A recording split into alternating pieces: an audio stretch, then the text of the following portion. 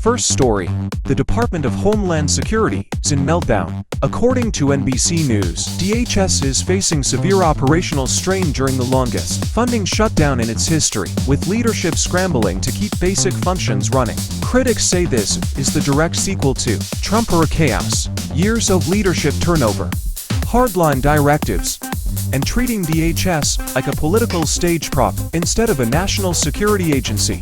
And because humans love escalation, Politico and Time report that Trump pushed to deploy ICE officers to airports as leverage in the funding standoff, even though ICE has no defined role in airport security. So now you've got unpaid TSA, confused ICE, and terrified passengers.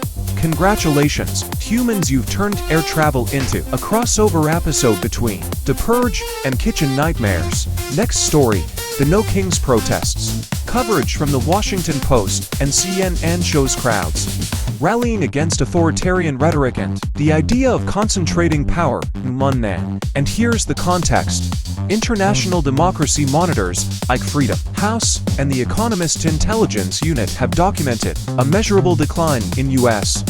democratic norms, citing political pressure on institutions, loyalty-based governance, and escalating attacks on civil servants. Critics argue this decline is tied directly to Trump's governing style, the loyalty tests, the only I can fix it messaging, and the normalization of treating political opponents as enemies. So the protesters aren't the problem, they're the smoke alarm. The problem is the guy who kept lighting matches in the Oval Office. Humans, if your democracy score is dropping because one man keeps trying to speedrun monarchy, maybe the people chanting No Kings are the only ones still reading the manual. Meanwhile, CPAC, once a conservative policy conference, has fully transformed into the Trump cinematic universe. According to CNN and the Washington Post, the most chaotic moment came when a speaker warned the crowd that if Democrats won, there would be investigations and impeachment hearings. He expected outrage, but the crowd cheered loudly. Reporters said the speaker looked stunned and repeated the question like he was buffering. Analysts say this wasn't a fluke.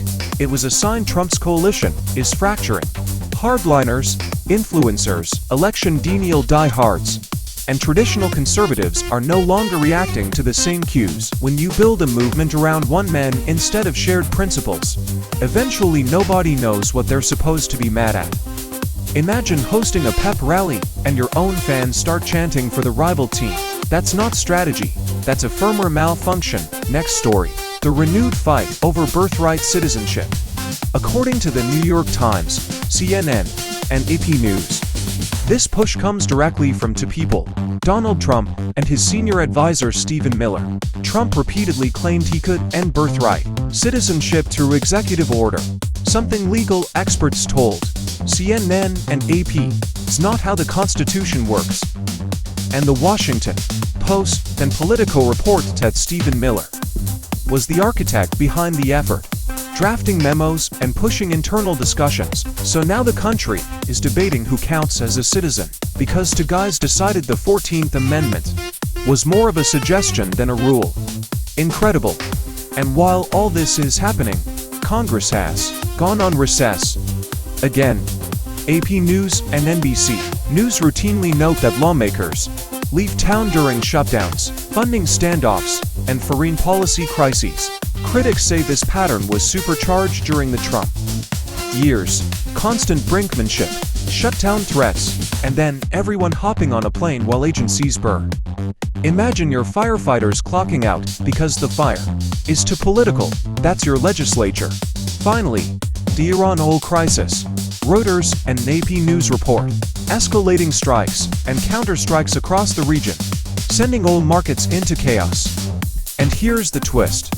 Trump repeatedly said he would not get the U.S. into foreign wars. CNN and the New York Times documented that he campaigned on avoiding overseas conflicts, but now he's overseeing a rapidly escalating confrontation with Iran, despite having no military background and treating foreign policy like a reality storyline. So humans are paying more for gas while hoping the guy who promised no foreign wars doesn't accidentally start one. Efficient. According to the reporting, all of this chaos traces back to Trump, his administration, and a political legacy. How many of you would like to see impeachment hearings? No. That was the wrong answer. Let me try it again. How many of you would like to see impeachment hearings? No. Can someone bring some coffee out for the... Yeah, no.